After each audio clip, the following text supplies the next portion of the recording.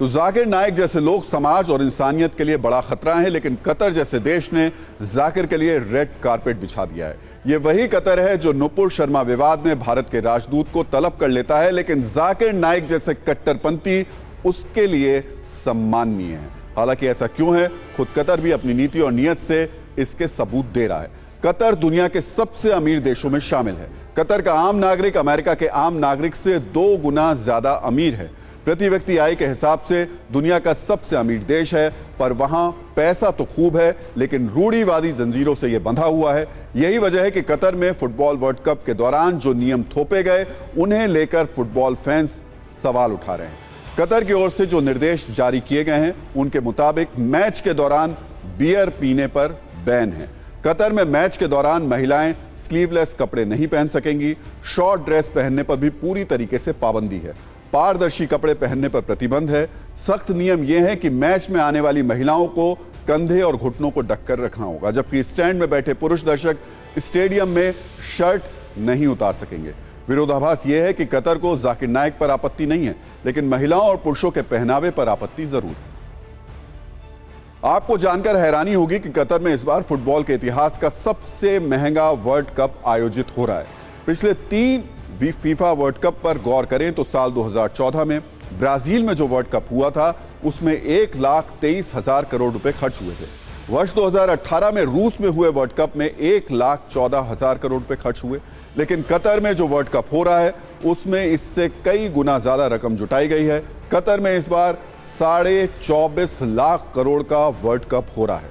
लेकिन सवाल यह कि क्या कतर ने $300 मिलियन सिर्फ इसलिए खर्च कर दिए कि जाकिर नाइक जैसे कट्टरपंथी खेल के आयोजन पर हावी हो जाएं।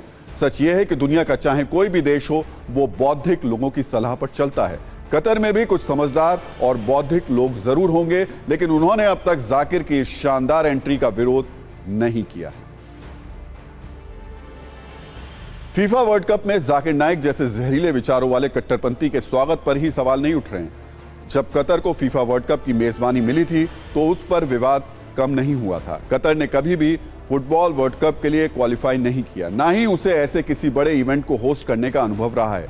आरोप लगे कि कतर ने इस मेजबानी को खरीदने के लिए एक मोटी रकम अदा की। आरोपों के मुताबिक राइट्स खरीदने के लिए 1200 करोड़ रुपए की घूस दी गई। 5 मई 2011 को फीफा के जनरल सेक्रेटरी के ऑफिस से एक ईमेल लीक हुआ, जिसमें पैसे देकर मेजबानी लेने के आरोप लगाए गए। करप्शन के आरोप में फीफा के वाइस प्रेसिडेंट को सस्पेंड कर दिया गया। इसके बाद जून 2015 में फीफा के 7 अधिकारियों की गिरफ्तारी हुई। स्विट्जरलैंड में जांच हुई और फिर फीफा अध्यक्ष को भी इस्तीफा देना पड़ा। बावजूद इसके कतर से वर्ल्ड कप की मेजबानी वापस लिए जाने पर कोई भी फैसला नहीं हुआ, और अब इन विवादों के बाद कतर जाकिर नाइक को लेकर नए विवाद में घिर गया।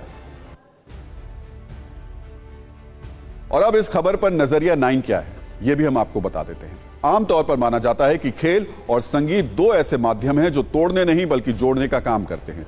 खेल ना मजहब देखकर, ना सरहद देखकर, मैदान क्रिकेट का हो या फिर फुटबॉल का, कोर्ट टेनिस का हो या बैडमिंटन का, खेल के मैदान में आने वाला हर एक खिलाड़ी और हर एक दर्शक खेल भावना से जुड़ा होता है। इसलिए खेल को कभी किसी धर्म या कट्टरपंथी विचारों की बेड़ियों में जकड़ने की कोशिश बिल्कुल नहीं होनी चाहिए। बेहतर यही होगा कि खेल पर कट्टरपंथ का ये साथ ना पड़े, खेल को खेल ही रहने दिया जाए।